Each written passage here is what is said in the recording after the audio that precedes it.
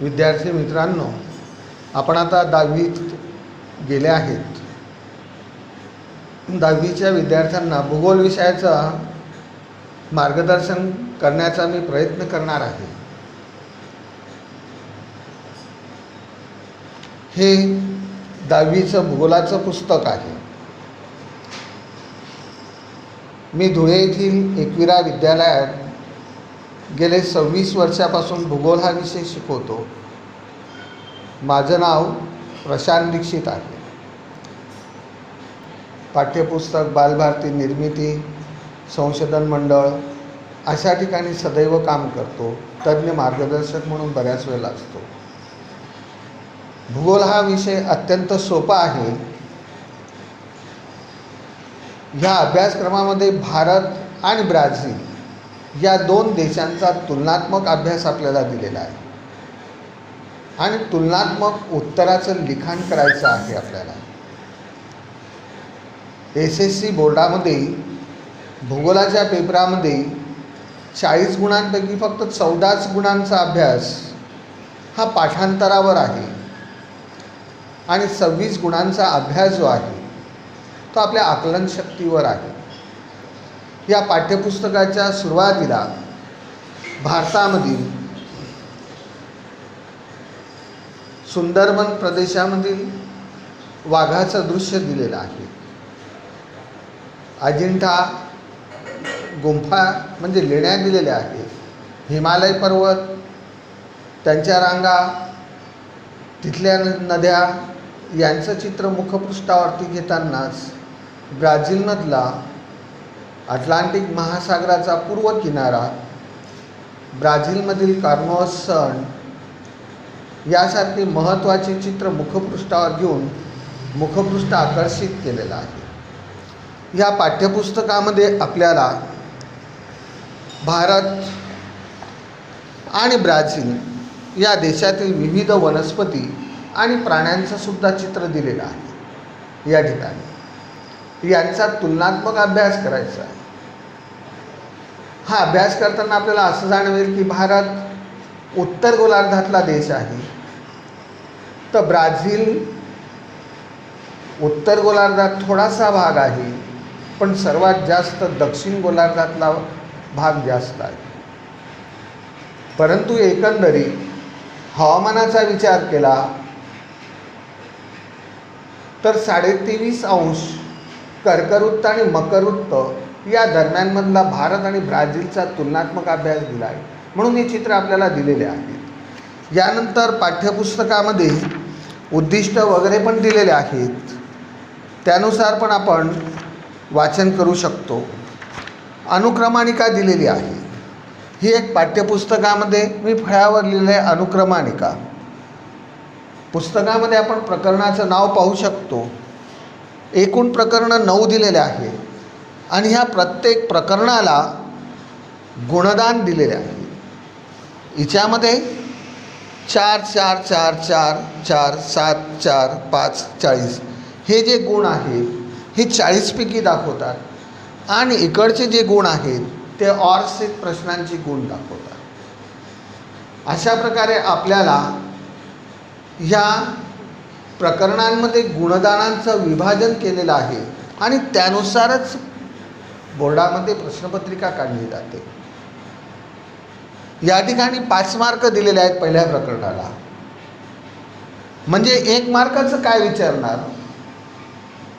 मग 4 मार्काचा जर प्रश्न विचारला तर 1 मार्कासाठी कदाचित क्षेत्राभ्यासावरती रिकामी जागा विचारली जाईल.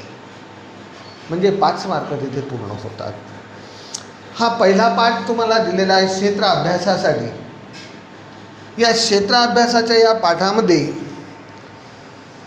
सहलीचं वर्णन केलेलं आहे. साधारणतः उस्मानाबाद जिल्ह्यातील नळदुर्गापासून रायगड जिल्ह्यातील अलिबागपर्यंत क्षेत्रभेट काढलेली आहे आणि तेथील विद्यार्थी आणि शिक्षक हे ST महामंडळाच्या बसद्वारे सहलीला जातात, म्हणजे क्षेत्रभेटीला जात आहेत. जाताना ते कशी तयारी करतात, कोणतं साहित्य बरोबर घेतात, कशा प्रकारे विद्यार्थी नियोजन करतात, शिक्षक त्यांना कशा प्रकारे मार्गदर्शन करतात, एवढंच नव्हे तर प्रवासामध्ये लागणारी पिकं, पिकांमध्ये बदल का होतो, वनस्पती जीवनात विविधता का येते, भूरचनेमध्ये विविधता का आली, ऐतिहासिक किल्ले कोणते येत आहेत, पक्ष्यांमध्ये काय बदल होतो आहे, प्राणी जीवनामध्ये काय बदल होतोय, प्रवास करताना मानवी वस्तीच्या स्वरूपामध्ये काय बदल होतोय, त्यांचं अन्न, वस्त्र, निवारा या मूलभूत गरजांमध्ये काय बदल होतोय, त्यांना पुरवलेल्या ज्या शैक्षणिक सुविधा असतील, आरोग्याच्या सुविधा असतील, त्याच्यात काय बदल होतोय, पिण्याच्या पाण्याची कोणती साधनं आहेत, कशा प्रकारे सोय केलेली आहे, भूरचनेचं स्वरूप कसं आहे, खडकांचे प्रकार कोणते आहेत, मृदेचा प्रकार कोणता आहे, मृदा सुपीक आहे का नापीक आहे, कोणती पिकं व्यापारी पिकं म्हणून घेतली जातात, कोणती पिकं उदरनिर्वाहाची म्हणून घेतली जातात, अशा सर्व बाबींचं निरीक्षण या क्षेत्रभेटीमध्ये करतानाच परिसरामध्ये एखादं मोठं शहर का निर्माण झालं, तिथे औद्योगिकरण झालं आहे का, तिथे नागरीकरणाची क्रिया घडून आली आहे का, त्या नगरांमधल्या लोकांचा जीवनचरितार्थ कसा आहे, या सर्व बाबींचा पण अभ्यास त्या ठिकाणी मानवी पैलूमध्ये केला जात असतो. मग हा अभ्यास जर आपण केला तर ह्या प्रकरणामध्ये आपल्याला दिलेलं आहे, त्यावरून आपल्याला असं कळेल की विद्यार्थी आणि शिक्षक आणि संपूर्ण भागाचं निरीक्षण, वेळोवेळी त्यांनी चित्र पण दिले आहेत, ऐतिहासिक चित्र दिलेले आहेत की कोणत्या बाबींचं आपल्याला निरीक्षण करायचं आहे, कसं करायचं आहे, त्या ठिकाणी समुद्रकिनारा असेल तर मासेमारीचा व्यवसाय होतो का, नदी असेल तर धरण बांधलेलं आहे का, तिथे वीज निर्मिती होती का, औद्योगिकरणाला, शेतीसाठी, पिण्यासाठी पाण्याचा पुरवठा त्या धरणातून कसा होतो आहे, या सर्व बाबींचा विचार करावा लागणार आहे. मग त्याच्यावर आधारित सर्व प्रश्न या ठिकाणी पाठ्यपुस्तकाच्या खाली जरी आपल्याला दिलेले असले तरी ते प्रश्न फक्त 5च दिलेले आहेत. मग या 5च प्रश्नांसाठी एवढा मोठा अभ्यास आहे का? नाही. तर याच्या व्यतिरिक्त सुद्धा प्रश्न आणखीन विचारले जातील. या 5 प्रश्नांमध्ये पहिला प्रश्न दिला आहे, तुम्ही केलेल्या क्षेत्रभेटीचा अहवाल तयार करा. आता पहिलं प्रकरण जे आहे ही क्षेत्रभेट. ह्या प्रकरणामध्ये भूरचना म्हणजे त्या ठिकाणी असणारा पर्वत, पठारं, मैदानं, दऱ्या, खोऱ्या, मृदा संपत्ती, खडकांचा प्रकार, खनिज, जलाशय म्हटलं म्हणजे धरण असेल, कालवा असेल, नदी असेल, तलाव असेल, वनस्पती म्हटलं म्हणजे उष्णकटिबंधीय वनस्पती, सदाहरित वनस्पती, पानझडी वनस्पती असेल, काटेरी खुरटी वनस्पती असेल, प्राणी म्हटले म्हणजे प्राणी आहे, पक्षी आहे, अभयारण्यांमध्ये जाऊ शकतो आपण, राष्ट्रीय उद्यान, या सर्व बाबींपैकी 1-2 ठिकाणी आपण क्षेत्रभेट करू शकतो. मग ही क्षेत्रभेट करण्याआधी क्षेत्रभेट म्हणजे काय हे आपल्याला समजायला पाहिजे. क्षेत्रभेट म्हणजे काय? पाठ्यपुस्तकामधल्या दिलेल्या भौगोलिक आणि मानवनिर्मित घटकांचा सभोवतालच्या परिसरामध्ये जाऊन अभ्यास करणे, निरीक्षण करणे आणि निष्कर्ष काढणे याला म्हणतात क्षेत्रभेट. आणि ज्या वेळेला आपण क्षेत्रभेटीतून या बाबींचं निरीक्षण करतो तेव्हा पाठ्यपुस्तकातल्या या सर्व संकल्पना समजण्यास आपल्याला सोप्या जातात. म्हणून पाठ्यपुस्तकाच्या सुरुवातीला हा 4 मार्काचा अभ्यास आपल्याला दिलेला आहे. क्षेत्रभेट म्हणजे काय हे आधी समजून घेतलं पाहिजे. मग क्षेत्रभेटीची आवश्यकता का?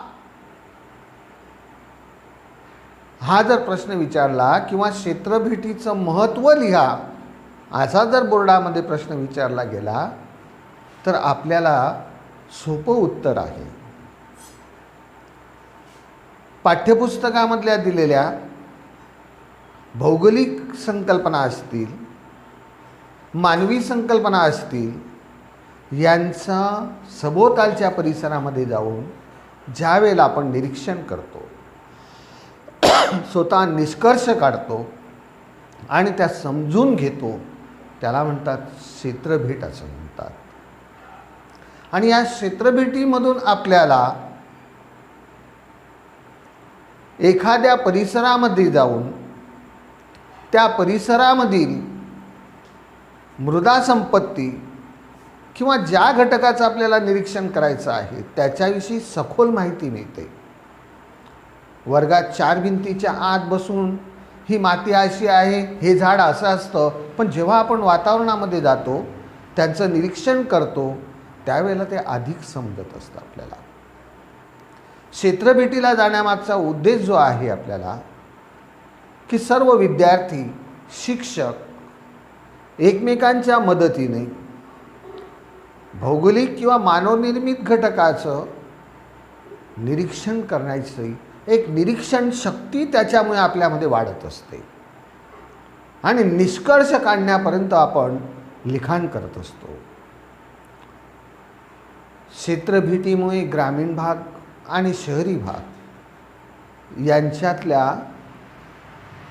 राहणीमानाचा दर्जा, ग्रामीण भागातल्या लोकांच्या गरजा, शहरी भागामधल्या लोकांच्या गरजा, ग्रामीण भागातील सुखसोयी आणि शहरी भागातील सुखसोयी यांचा तुलनात्मक अभ्यास आपल्याला क्षेत्रभेटीमुळे करता येत असतो.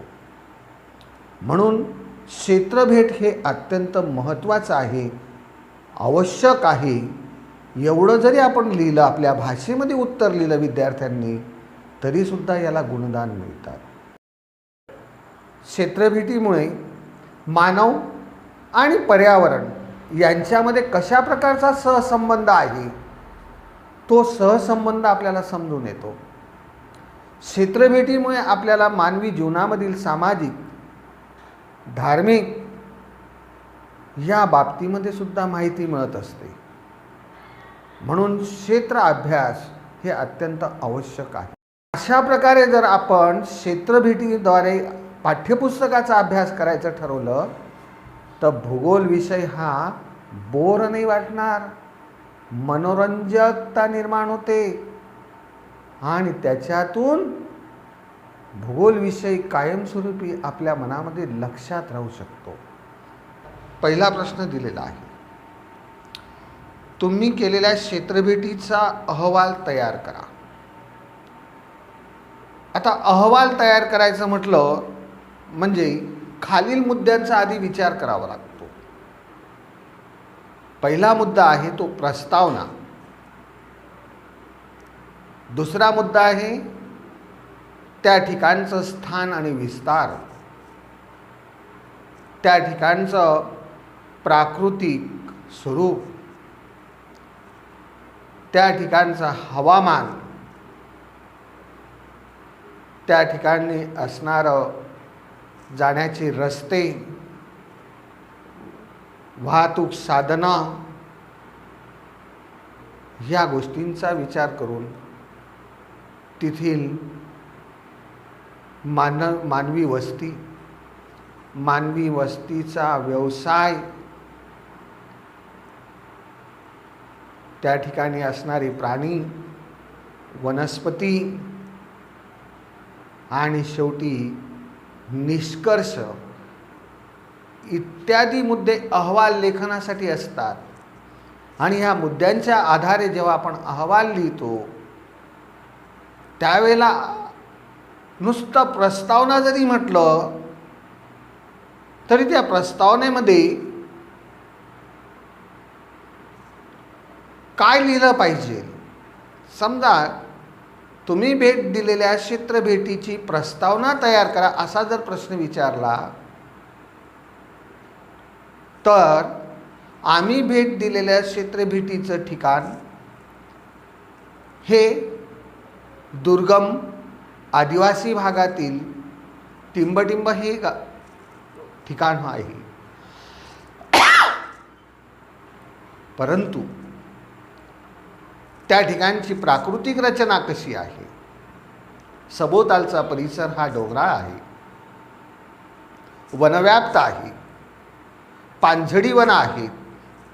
ह्या वनांमध्ये हिंस्र प्राणी आणि तृणभक्षक प्राणी पण राहतात. अनेक प्रकारचे पक्षी आहेत. या ठिकाणी जाण्यासाठी आमच्या गावापासून ST बसद्वारे आम्ही या ठिकाणी पोहोचलो. जाण्यासाठी पक्का रस्ता थोडा होता, पण दुर्गम भाग असल्यामुळे कच्चा रस्ता होता. गेल्यावर तिथे पाहिलं तर सर्व आदिवासी बांधवच राहत होते. निसर्गातल्याच साहित्याने झोपड्यांची रचना केलेली होती. दिवाबत्तीची सोय होती. गावामध्ये वैद्यकीय सुविधा नव्हत्या, परंतु पिण्यासाठी भूजलाद्वारे कूपनलिकेद्वारे पाण्याचा पुरवठा केला जात होता. सर्व लोकांचा व्यवसाय वन उत्पादनं गोळा करणे, शेती प्राथमिक स्वरूपामध्ये करणे आणि आपला उदरनिर्वाह करणे हा असाच होता. अशा प्रकारे जर आपण प्रस्तावना लिहिली तर अहवाल लेखनाचा प्रस्तावनेचा हा एक मुद्दा होतो. मग त्या ठिकाणच्या गेल्यानंतर तिथले फोटो काढलेले असतील ते फोटो आपण अहवालामध्ये त्या कागदांवर चिटकवतो. पुन्हा मग पुढचा मुद्दा असं अहवाल लेखन करावं लागत असतो. परंतु अहवाल लेखन हे मुद्दे परीक्षेला विचारले जातात. अहवाल तयार करा एवढा उत्तर लिहिण्यासाठी प्रश्न विचारला जात नाही. प्रश्न विचारला जाईल तर क्षेत्रभेटीतील प्रस्तावना लिहा. विद्यार्थी मित्रांनो, आपण पहिला प्रश्न पाहिला, क्षेत्रभेटीची आवश्यकता म्हणजे काय, क्षेत्रभेट म्हणजे काय, क्षेत्रभेटीचे अहवालाची प्रस्तावना लिहा, हे आपण पाहिलं. आता आपण क्षेत्रभेटीसाठी अहवाल लेखन कोणत्या मुद्द्यांच्या आधारे करणार आहेत ते आपण पाहणार आहोत. तर पहिला मुद्दा असा आहे की प्रस्तावना, त्या ठिकाणचं स्थान आणि विस्तार, हवामान, वनस्पती, प्राणी, तिथलं मानवी जीवन, घरांची रचना, मानवाचे व्यवसाय, त्याचप्रमाणे त्या ठिकाणी असणाऱ्या सुविधा, मृदा संपत्ती, खडक, पिण्याच्या पाण्याची सोय आणि यासह अन्य मुद्दे अहवाल लेखनासाठी घेतल्यानंतर सर्वात शेवटी निष्कर्ष हा मुद्दा घेतला जातो. पण सर्वात महत्त्वाचा भाग आहे की क्षेत्रभेटीचं महत्त्व आणि क्षेत्रभेटीचे उद्दिष्ट, ह्या मुद्द्यांचा विचार आधी करावा लागत असतो. म्हणून हा प्रश्नसुद्धा आपल्याला महत्त्वाचा आहे. त्याचे सर्व मुद्दे जे आहेत ते मी आपणास या ठिकाणी दिलेले आहेत. याच्यानंतर क्षेत्रभेटीला गेल्यावर एखाद्या ठिकाणी शेतकऱ्याची मुलाखत कशी घ्या, असा जर बोर्डात प्रश्न आला, एकदा हा प्रश्न येऊन गेलेला आहे, तर शेतकऱ्याची मुलाखत कशी घ्यायची.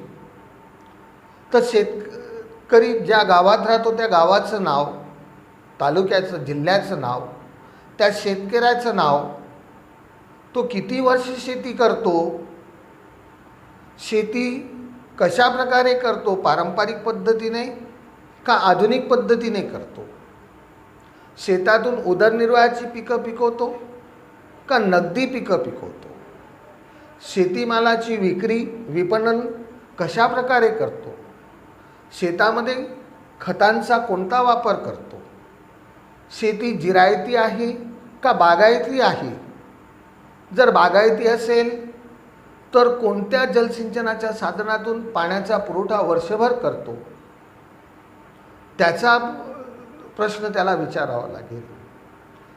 शेतीमधून आर्थिक नफा किती मिळतो, शेती हा व्यवसाय निसर्गाच्या लहरीवर आहे का, असे अनेक प्रश्न त्या शेतकऱ्याला आपण विचारतो. आणि त्याची मुलाखत त्या ठिकाणी पूर्ण करता येऊ शकेल आपल्याला. म्हणजे असे जे प्रश्न दिलेले आहेत, उदाहरणार्थ पुढचा प्रश्न की एखाद्या कारखान्याला भेट देण्यासाठी कारखान्याची प्रश्नावली कशी तयार कराल. मग त्या कारखान्याची पहिला प्रश्न असा आहे, प्रश्नावली तयार करायची आपल्याला. कारखान्याची स्थापना कधी झाली, कारखाना हा खाजगी क्षेत्रात आहे का सहकारी क्षेत्रात आहे का सार्वजनिक क्षेत्रातला आहे, हा प्रश्न घ्यावा लागेल.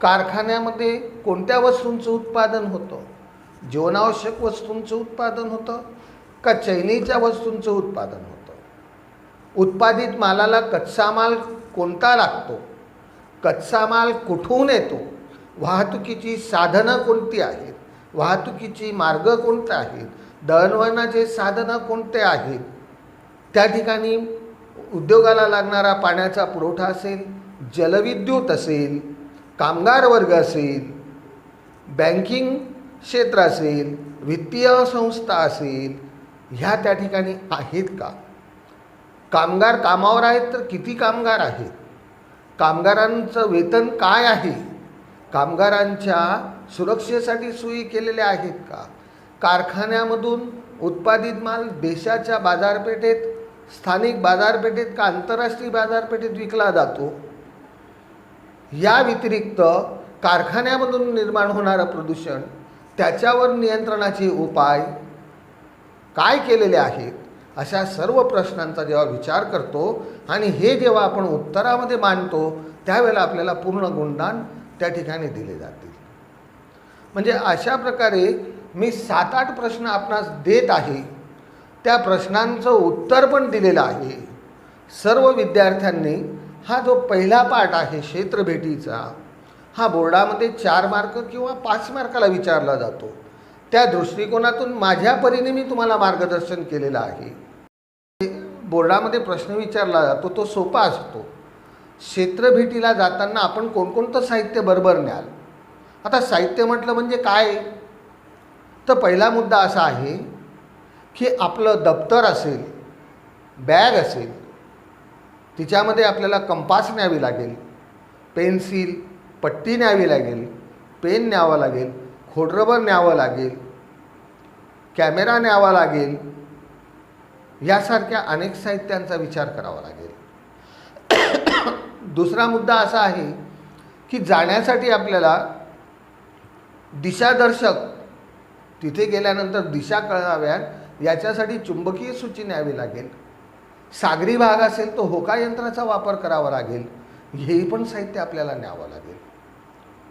तिसरा मुद्दा आपल्याला न्यावं लागेल त्या ठिकाणी की जाताना कचऱ्याचं व्यवस्थापन करण्यासाठी कचऱ्याच्या पिशव्या आपल्याला बरोबर घ्याव्या लागतील. बसण्यासाठी आपल्याला काहीतरी चटई घ्यावी लागेल. आपला जेवणाचा डबा घ्यावा लागेल. पिण्यासाठी पाण्याची बाटली बरोबर घ्यावी लागेल. ग्लास वगैरे ह्या सर्व साहित्यांचं आपल्याला त्या ठिकाणी सोबत घेऊन जावं लागणार आहे. म्हणजे अशा प्रकारे क्षेत्रभेटीसाठी आपल्याला कोणत्या साहित्याची गरज आहे तसं मी तुम्हाला उत्तरामध्ये सविस्तर दिलेलंच आहे. त्याचा तुम्ही अभ्यास करू शकतात विद्यार्थी मित्रांनो. आणि सोप्या भाषेमध्ये आपल्याला लिहायचं आहे. फक्त भूगोलाच्या उत्तरात लिहिताना मुद्द्याला मार्क आहेत.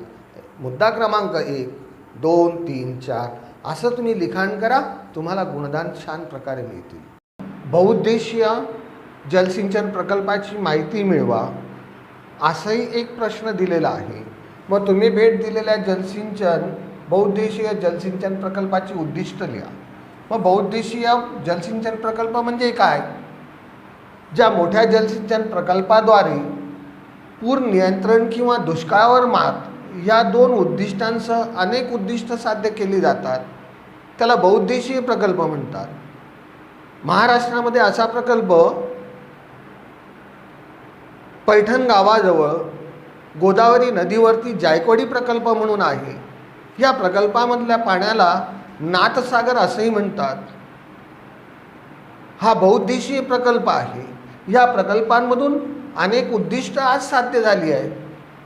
पूर नियंत्रण करणं, अवर्षणावर मात करणं, जलविद्युत निर्मिती करणं, औद्योगिक मानवी वस्ती, शेती क्षेत्राला पाणी पुरवठा करणं, पर्यटन केंद्र विकसित करणं, रोप वाटिका विकसित करणं, मत्स्य शेती विकसित करणं, आध्यात्मिक मार्गदर्शन केंद्र विकसित करणं यासारखी उद्दिष्ट या प्रकल्पामधून साध्य झालेली आहेत.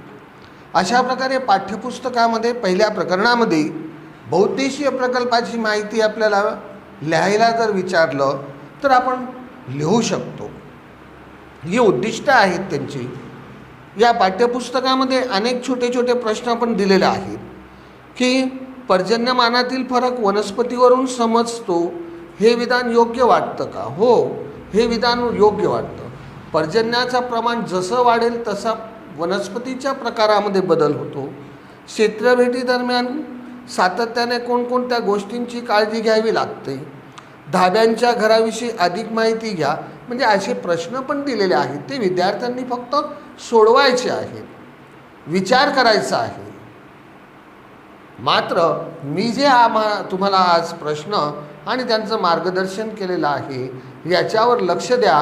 म्हणजे SSC बोर्डामध्ये जर आलेला प्रश्न असेल तर त्यातला तुम्हाला उत्तर छान प्रकारे लिहिता येईल. अशा प्रकारे हा पहिला पाठ आपला संपतो आहे.